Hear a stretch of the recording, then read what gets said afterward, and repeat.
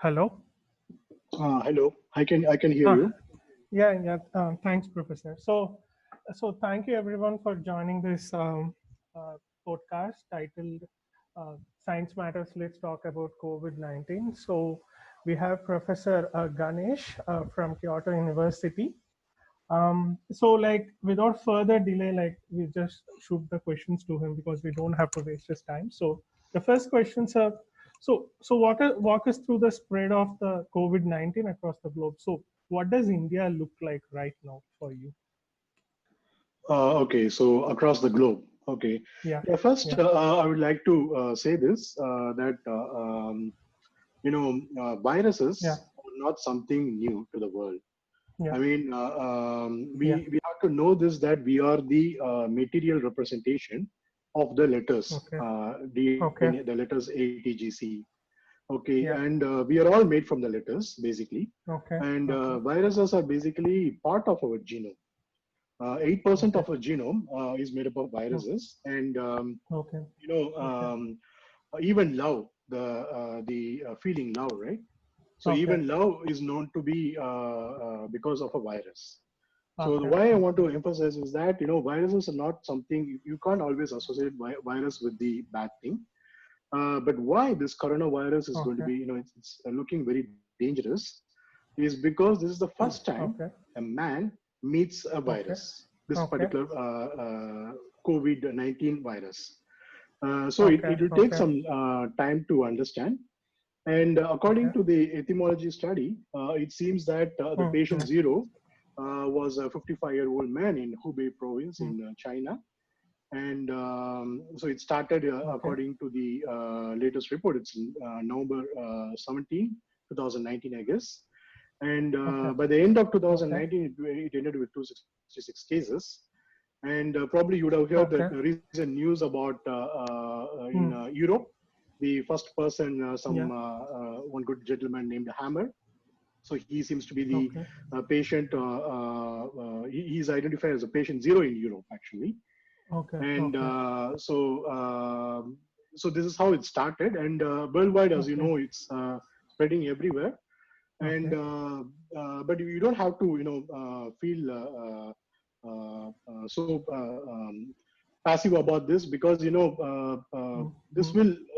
will go down at some point of time. It will go down. Okay. And India, Okay. everyone I think will like the cricket matches. So India, we started very well actually. Okay. Probably Okay. I've been sitting here in Japan. I always Okay. talk very high about how India went early, thinking Okay. people usually say that India Hmm. don't Hmm. care about the uh, uh, I mean, they don't care about the lives, but they cared Okay. about the lives, Okay. and then not the livelihood. And then they started actually. Hmm. And so it started very well. The problem now is, as you can see, probably the lockdown does not necessarily is bringing down, but it's not actually a bad case. It is still possible that because of this lockdown, there are enough time for us to prepare. From my understanding, India is preparing well to cope up with this pandemic with enough medical facilities and hospital beds and treatment opportunities available. I think India will do good. I hope so. Only time will tell now. It's too early to say now. India is so far not bad, but we have to Okay. follow the social distancing. I don't know, how it is going to go, because all around the world, not just in India, all around the world, people are kind of reached that threshold level. So everyone wants to move on now. They can't wait. I think that's what is happening in India, but we have to wait. There's no other option. Um, Professor, I'm just trying to understand more about the pathology of this virus. Hmm. Especially, there are a lot of rumors are around. Uh, what is the actual this infection fatality rate? And also, I want to know, understand the specific gendered impact of this COVID-19 pandemic. Does it affect men more, or there is any kind of gendered impact floating around this virus? And also, I just want to know about what is this infection fatality rate? And the third continuation question would be like, is there any ethnic differences have an impact on COVID-19 or not? Like, okay, he's an African Asian, or like something ethnic difference have an impact on this COVID-19 or not? So these are the three questions I just want to know around the pathology of the coronavirus. Yeah, so you would have heard enough about the coronavirus already. I don't want to go into the biology of the coronavirus. So talking about the who it affects, who it's not affecting, it's too early to say now, and it is also very early to say whether it's affecting more women. So there has been saying that it's affecting men more than women or women more than men, and particularly there has been a study which says that African Americans are more prone to this kind of infection. But whether a biology of the patient is to do with that, or whether the immunity level or the stress level, there are so many factors here. It's not just the biology here. So many factors here. So it will be very difficult for us to state exactly this is what is happening. As of now, the simple answer is there is no big bias. There's no big bias. Of course, there are reports which says that African Americans are getting more prone, maybe because they are stressed out more. So that is one of the reasons they say. And gender bias, it's not so clear as of now. So people say men gets more, but it's not so clear as of now. So it's too early to say at this moment.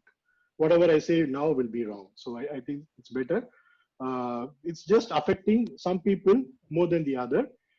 So many factors are depending on that, depending on the viral load, depending on the immunity of the person. So there's so many factors responsible for this infection. Okay. Thank you, Professor. Like, continuation to that question, there are a lot of conspiracy theories for this COVID-19 were floating across the social media platform. So I was just trying to consolidate 4 or 5 conspiracy theories around this COVID-19. The first and foremost one is like, this virus is actually an accidental leakage of one institute of virology. So is it true? See, all the conspiracy theories, I will say, we don't have any proof. At this moment. Okay, the first question I will answer this: whether it's an accidentally leaked, we don't know. We don't know, but there is a chance. So we can't say we can't say that in this case there's no binary answer. That's what I can say. We can't say yes. We can't say no, and there is a chance that it could have leaked from the lab, but there is no clear-cut proof or any studies which validated that it happened. So at this moment, the answer is no binary answer. There's no yes or no here. Okay, does this virus have a natural origin, or it can be bioengineered too? As of now, according to the latest peer-reviewed report, which is what we have to believe, is that the from bat coronavirus and the pangolin, so they had an intermediate host. In the case of MERS and SARS, people know what are the intermediate hosts, but in this case, pangolin seems to be the intermediate host, but they somehow entered into the human. It seems to be the natural selection. That's what people believe. But what makes it more suspicious is that the kind of affinity, the binding affinity of the spike protein to the cell is so high. So that's why it's people are suspecting that. But as of now, there is no report which clearly says that it is the man-made virus. As of now, we can only believe that it's a natural selection, but we cannot rule out the some engineered aspect in this case. Yeah. And my next question would be like, so I just want to know the history of this virus actually. So when it is actually started, like I was just going through the articles, it says it has its origin from 1919 itself. Is it true? Or it's like, if it is true, now what we are facing is a mutated version of that origin, or like, and also like, I just want to know the another conspiracy theory that is floating around, how bats or like animals are associated with this COVID-19? Yeah, bats are, I've been seeing the studies about the ICMRs and other people are, reporting that bats are carrying these viruses. It is natural. It is natural that bats can carry all these coronaviruses. And when you say coronavirus, it's still vague, right? So coronavirus is the family of viruses. It's an RNA virus. Okay, and basically virus is general people say it is a dead particle, but the molecular biology is there, which means that RNA can enter the host cell and it can multiply itself. And this is a beta coronavirus. And we know previously of two before very well known, which is SARS and MERS. And this particular COVID-19 is the virus which just originated from general theory is that it got originated in November sometime. And December, probably it started to spread knowingly or unknowingly. People did not know at that time. The origin is, as of now, clocked back only from November. I don't think, whatever the virus you say, it's a family of virus. So it's very difficult to say, when you talk about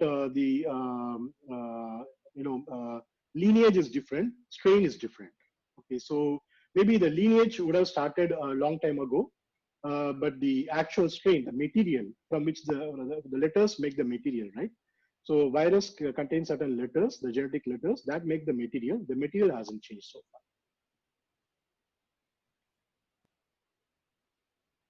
And thank you, Professor. Next question is, okay, some people seem to show mild symptoms while others have a more severe experience to this virus, especially in India. Has the virus already mutated? Okay, again, coming back to mutation. Yeah, mutation is a very, a vague term. People have been now working on this mutation a lot.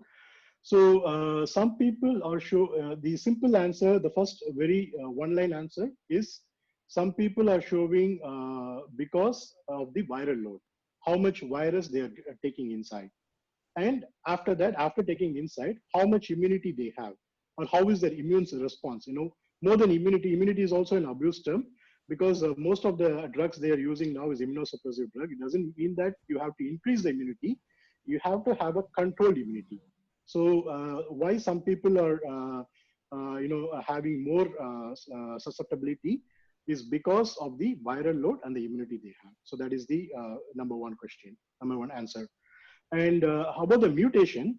So mutation does not mean that, in movies you see like Thanos or the comic books, the mutation will produce X-Men or, so pronounced change will happen. But as of now, the material itself, the viral material itself has not mutated. So the way that the virus copy itself, the mutation in virus is very normal generally. The mutation, the virus is very normal. And influenza virus mutate very fast. And coronavirus, any coronaviruses, it mutates only in 1/10 of the rate. And this COVID-19 is no exception. And the rate of mutation has been very slow. There has been many types which people say because of the epidemiology. And they particularly say about the S type and L type, because S type was supposed to be the origin in Wuhan. Then L type became more pronounced. But these are all more related to the lineage. So mutation of lineage can just be cosmetic sometimes. I mean, it doesn't have to. So whenever we say mutation, it's a very sensitive term. Whether it's going to be antigenicity is going to change, then only we have to worry. But the reason that in China they have released this Picovac. So there they mentioned this one particular term that their Picovac can be active against 10 different strains. Okay, so which means that maybe there are many strains out there which people still don't know as of now. As of now, there's only one strain, major strain. There may be some small cosmetic changes. And so far, I think about 10 strains seem to be there. But as of now, the material has not changed dramatically. So when we have a vaccine, probably it will not be that big a problem. Oh, okay. Professor, next, I think next one is a very important question. Like, what are the tests we actually need to detect coronavirus infection? Like, to our knowledge, the basic test which we actually come across is PCR, polymerase chain reaction. And like recently, like we read a news about IIT Roorkee scientists, and also with your university group of scientists actually created a AI based software which actually traces the medical images and try to identify who are affected by COVID and not.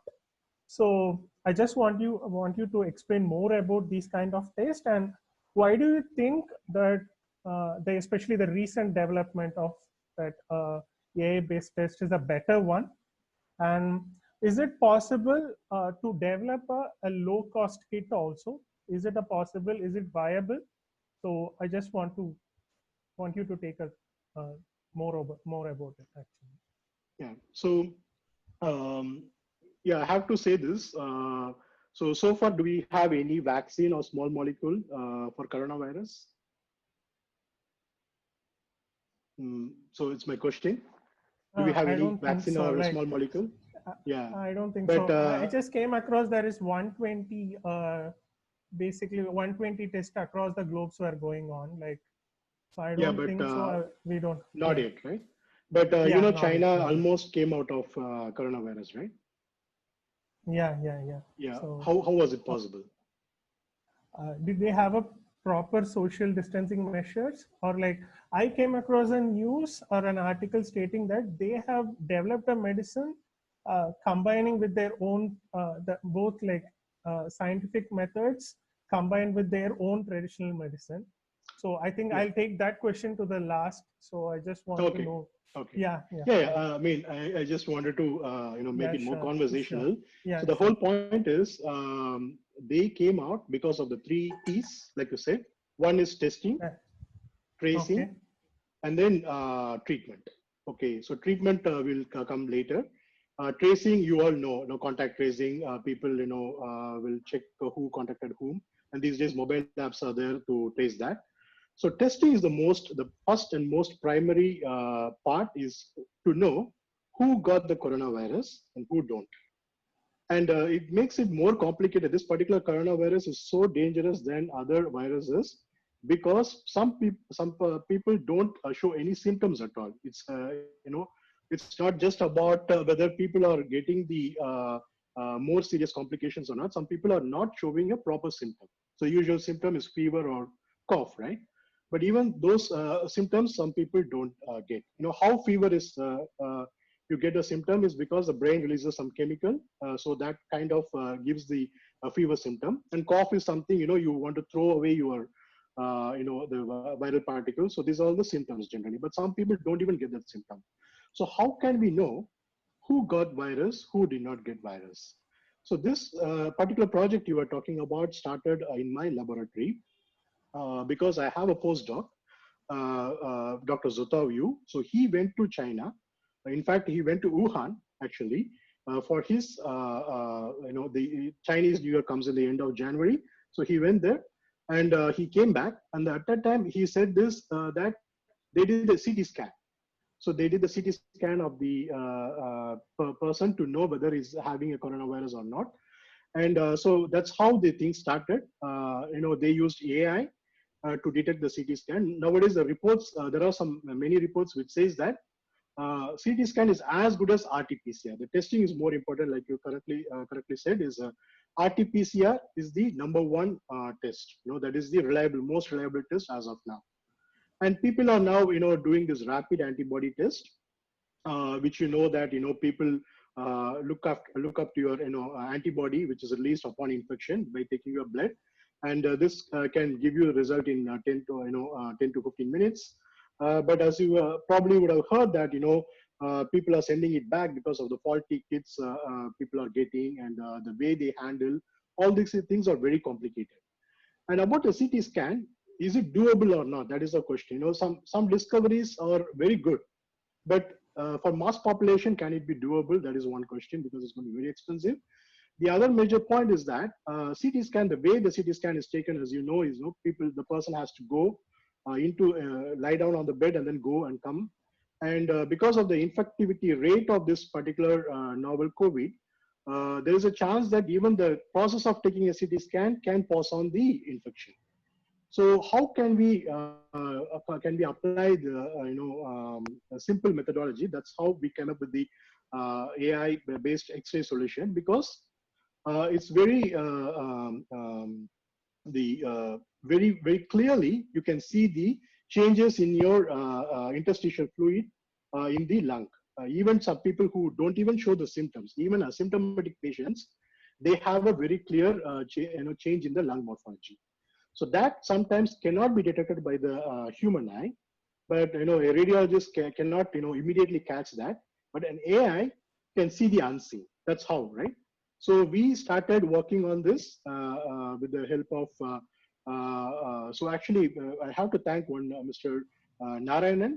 So from Cyberjaya Medical College in Malaysia. So he told us that this is very interesting and it's very new. So we started, working on this. So far, no one has started at that time when we started. And then we started on working on this, and we developed an algorithm, which with the help of IIT Roorkee team, Professor Balasubramanian Raman. And we were able to detect not only COVID versus normal patient, which is, you can classify this as kind of, it's all image, right? So we can classify this as kind of, the COVID will be like a horse, and the normal will be like elephant. But we have to make it more specific. So what we did is we also compared with the pneumonia, viral pneumonia. So viral pneumonia, it's like horse and donkey. So it's very difficult for us to teach the machine, but we were able to teach the machine properly, and we were able to answer it with 97% accuracy. Sorry to interrupt, Professor. Like, what is the prediction? I mean, prediction rate of this model actually? So about 97%. About 97%.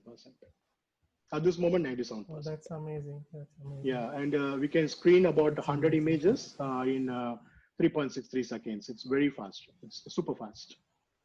And you can, all we need to do is just to have and there'll be this common question people, we have been, the most important thing in any research is asking the right questions.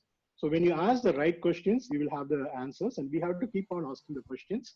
So one key question we were asking was that, can this X-ray can be a problem? Because, can taking an X-ray can make the, some radiation or not? It was not, because the recent X-ray machines, the digital X-rays does not cause a big radiation. So we can take as much as radiation as we want. And we made this proposal, and we submitted to ICMR, and our Consulate General of India, Osaka Kobe, has been very supportive. And we are also in talks with certain governments, in state governments in India, to try and apply. And we're also trying to work with Cyberjaya University in Malaysia to make it possible. So I think this will be the new normal, I guess. People, whether going to screen your baggage or not, maybe probably people will start to screen the patient. I think that is going to be the new normal. Whether our technology or anyone else's technology, it can be new normal. And we didn't patent this technology because we want this for the public. At this moment, we don't want to patent this particular technology because now it's not the time for the individual credit or glory. We want this to happen. So many people are now working on this area. We are very happy about that. That's really good to know, Professor. Okay, like I just want to know more about this virus again. Like, right. Will this coronavirus be a seasonal one? Like, let us assume the whole population has been, like, across the globe is affected, and we have found a vaccine. After all this assumption, so will they come back, or like if they come back, will this be a seasonal one? So is it seasonal now? I don't think so. Yeah, like, right. So yeah, I don't think so. So it's not going to be seasonal. As of now, this is not seasonal, particularly in India. Now the Agni Nakshatram has started, right? So in particularly in Chennai. So it's good. It's already in peak, but not, it's not, seems to be seasonal all around the world, wherever it is. It can reduce the infectivity rate, definitely, because, the virus needs some moisture. So when it gets dried out, the spreading rate will reduce. But whether it's Okay. going to be seasonal or not, it can happen. Anyway, the coronavirus is not going to disappear from the world. Okay, so Okay. that is true. Ah. The WHO, Dr. Anthony Fauci already said that it's not going to Mm. disappear from the world.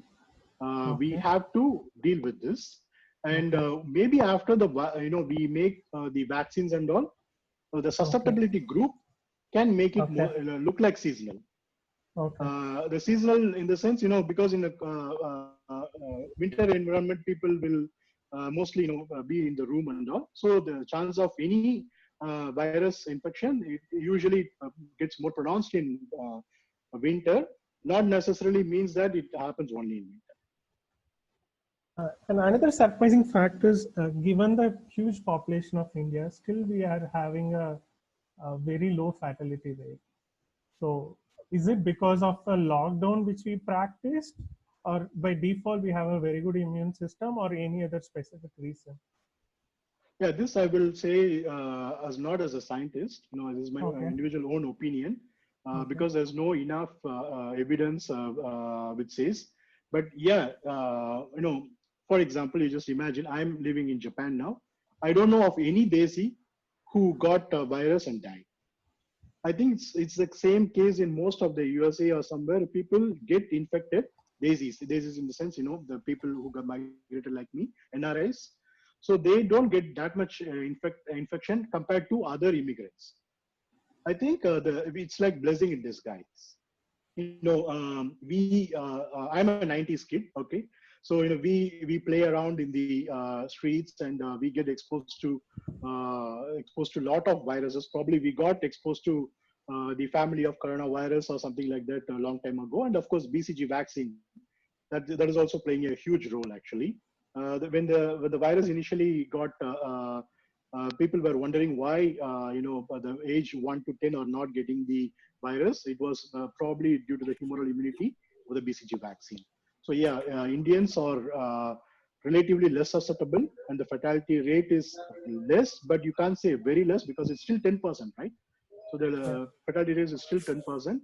It's not less, so we should not take it more leniently. We have to be very careful, and we don't know how it's going to evolve. So please be careful and mindful, and yeah, we have to be very careful about that. Okay. The next one, the next question, which is again a very important one. Once you become infected with this COVID, can you get it again? Or like I come across a lot of articles saying that okay, like all other virus, you'll get a build upon an immunity across against the COVID-19. So is it a true fact, or we haven't any scientific evidence supporting these facts? Not yet. So as of Okay. now, we don't know when we will get, or we can only because it's a new virus again. So people are still learning about this, and as of now, it's all depending on the immunological memory. And as of now, it seems that it will be.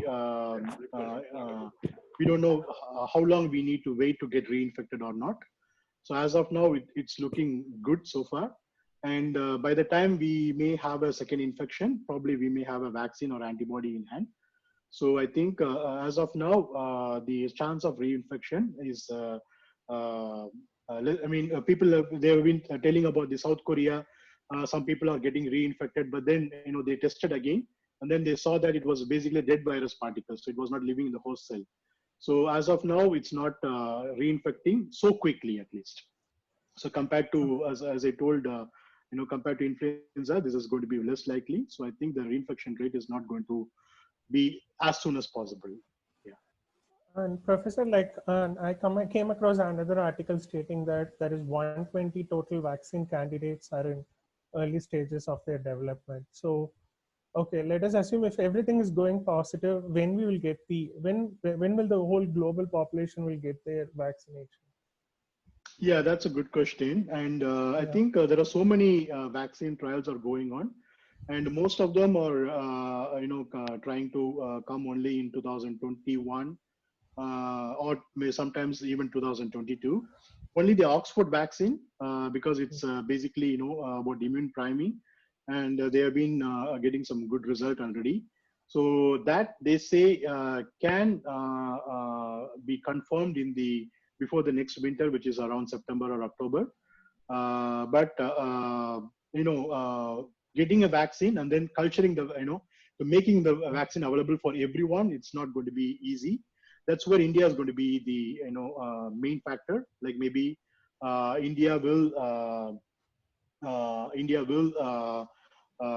produce be a major producer, and people have been exploring so many ways to make the vaccine available.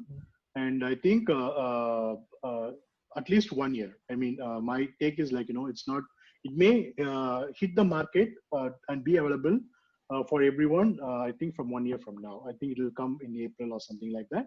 But we don't know. We can't underestimate the human power. People have been uh, uh, not this is the only disease where people are coming together and they are sharing the knowledge, and they're working so hard, and there is a chance that people will get the vaccine sooner, by the end of this year or even early next year. But I don't see anything sooner than September, and we also should know the safety level of the vaccine, so we need to wait. Okay, let us assume it will take a year.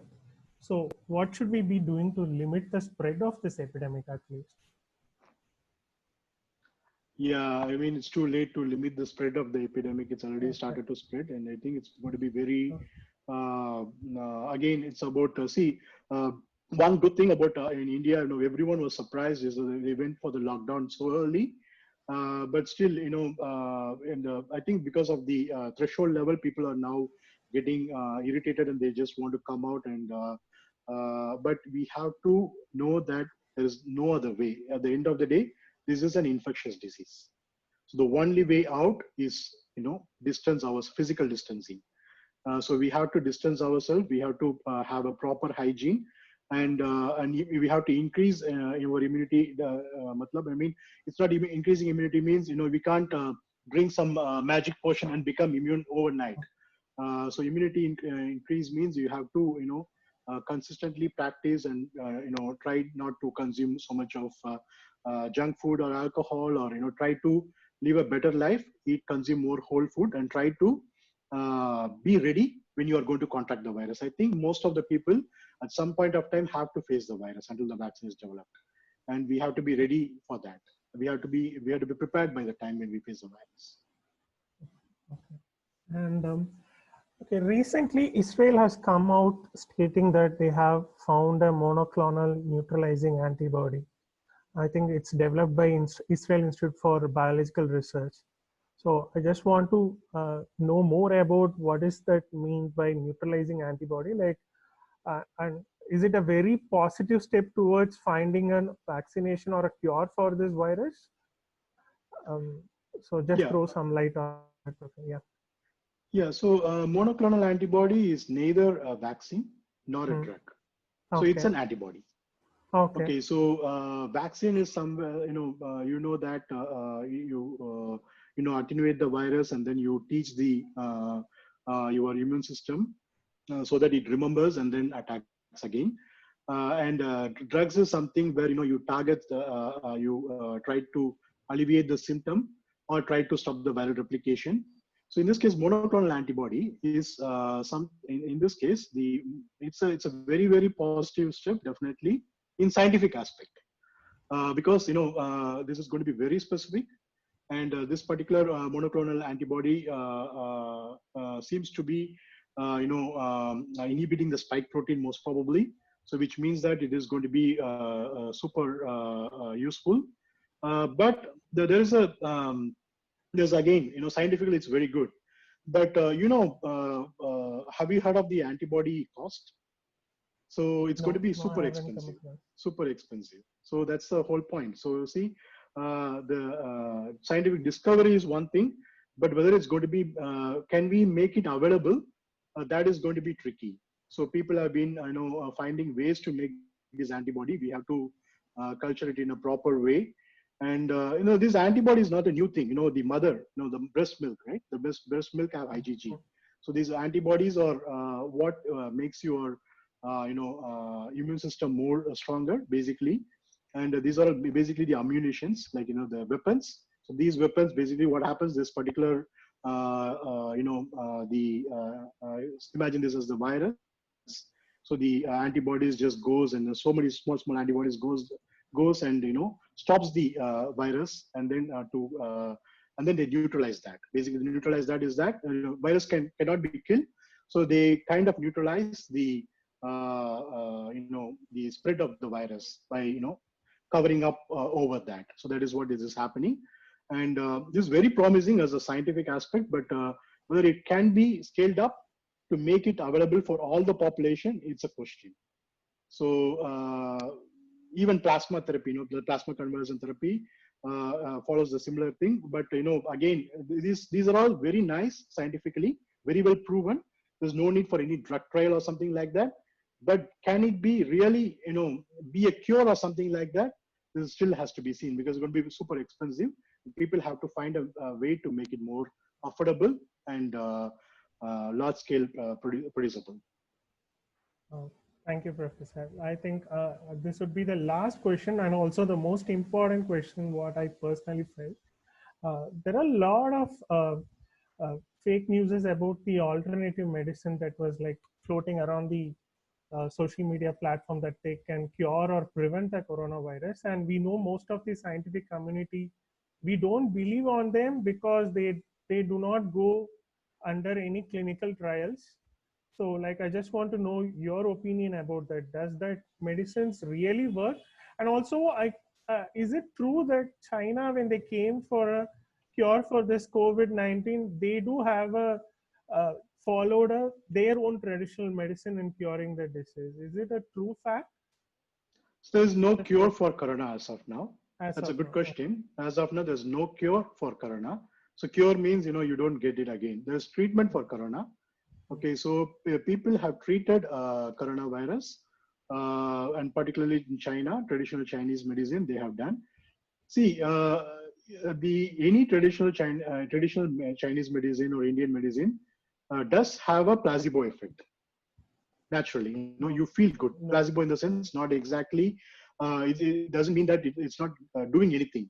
It makes you feel good. Okay, at the end of even food can make you feel good. Okay, so even in Tamil Nadu government, I think they are prescribing this traditional medicine, Kabasura Kodini, right? But as of now, there is no scientific evidence which says that it is a bad thing. It's not giving any, at least Ayush has said that very clearly, that it is not, giving any side effect. But we have to be very careful in consuming that. I think any exorbitant, exotic traditional medicine, there is no proof as of now so far.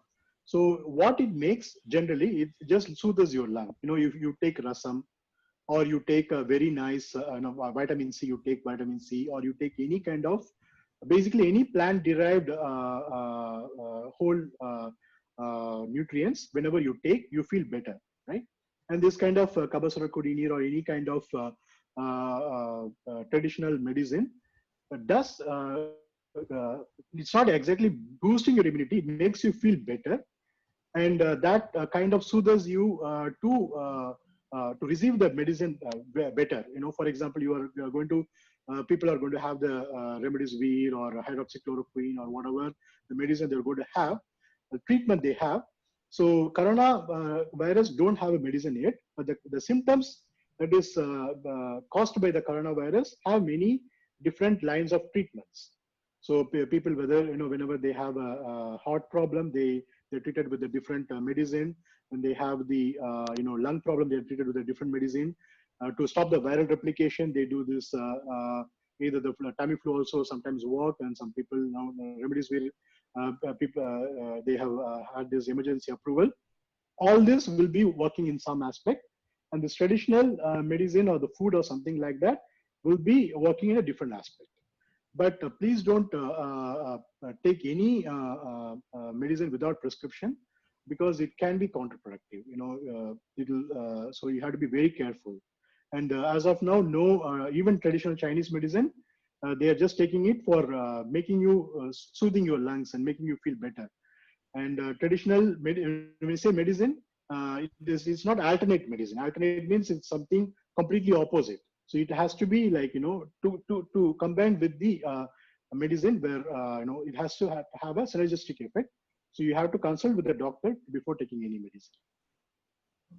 Before going to the participants' questions, I have another one last question, which I just want to know more about it. Right. Recently, the governments across the globe are like just opening up. They are closing the lockdown. So, are we moving to the phase of herd immunity? So, what is herd immunity actually? And so, how can we achieve it? Is it possible uh, to achieve that herd immunity with less cost? So, that's the major questions everyone wants to know about. Yeah, so when this virus started, again, this is a new virus. So when this virus started, people, even UK, started moving to herd immunity, and even Sweden, they also tried to move to herd immunity. Japan also, if you look at the graph of Japan, Japan has dramatically decreased for the past 4 or 5 days. So we already kind of got immune to the S type, the original type, and then L type, because of the imported virus, people started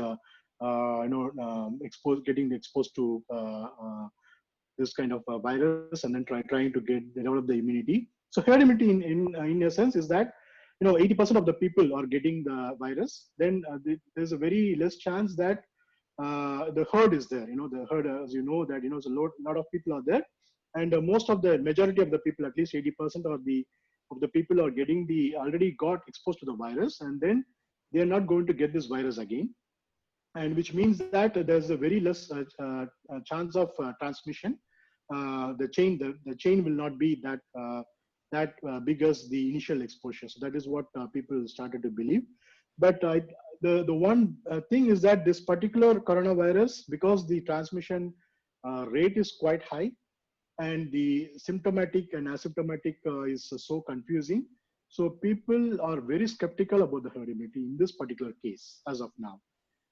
So if we want to move for herd immunity, I think UK has been criticized heavily for that. They wanted to move on that aspect, but now they are again going to the lockdown. I think we have to have we have to release in a very proper way. Like, we have to quarantine people who have the virus, or who is having the suspicion of the virus. And then we have to start slowly releasing that. That is the only way out. Herd immunity, I don't think, it's not people have tried that, and it doesn't seem to work in this particular case. But we have to end up, we may end up like that. We may end up, everyone get exposed, and then we may end up with the herd immunity. But in that process, we have to lose many valuable lives, right? So people don't want to do that. Okay. I think we can get 2 or 3 questions from the participants. Sure. So participants, do any of them have any questions to ask to Professor? I think we have Srijan. Yeah. Yeah, sir, so we have been seeing reports of animals catching coronavirus. Like we have been seeing that in Bronx Zoo, some tigers got the coronavirus. So is it possible that it can be spread via pets or animals around us?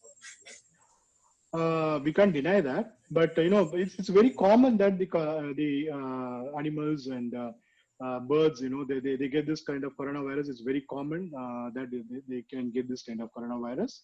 But the chance of you getting closer to the animal is very less, and at least dogs and cats and stuff like that. If it is going to be true, then there is a chance. Still, we may get the virus from these pets. But as of now, it doesn't seem to be the people don't very clearly know how what is the R naught value. How many pets can transmit the virus. So far, it's not proven yet. So I think the chance of animal to human transmission, the R naught value is going to be very, very low. So it's not going to be like super spreading like human to human. So we don't have to worry as of now. Thanks, sir. That answers my question. Yeah. Any other questions?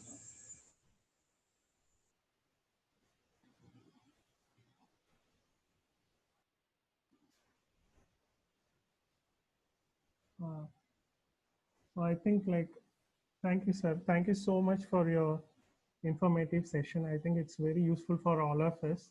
Thanks for giving your time. Thank you so much, sir. Thank you once again. Yeah, before I wind up, I would like to say this. So the world, no, you're from IIT, and the world needs more scientists than engineers. So please don't end up in being just the engineers. Try to do more towards the science, because this virus, now it started, it came, and there are more viruses which may come to us, and there are not enough scientists and not enough healthcare workers there. So please try to indulge in science, and try to be ready for the future generation, for your own future generation. So please study more science and do more science. Thank you. Thank you for the Thank you so opportunity much. again. Yeah. Thank you, sir. Thank you everyone for joining this. Thanks. Thank you, everyone. Thank you.